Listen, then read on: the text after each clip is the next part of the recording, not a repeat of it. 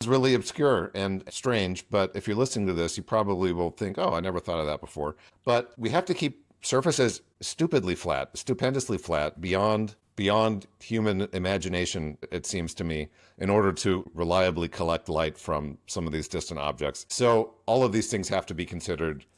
And I imagine this had some involvement with James Webb, and it, as I would imagine, is the most recent example of extreme telescope surface control and Oh, thermal yes. control and all that.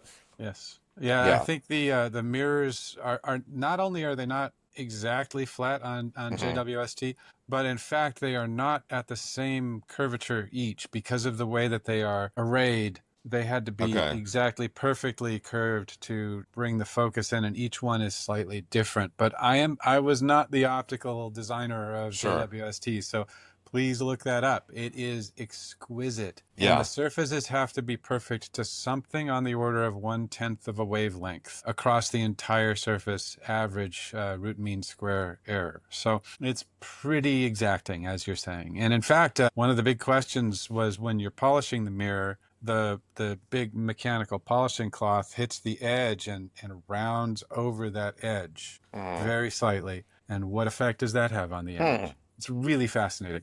To go back to, how I got to NASA, it's really odd, I think, in many ways.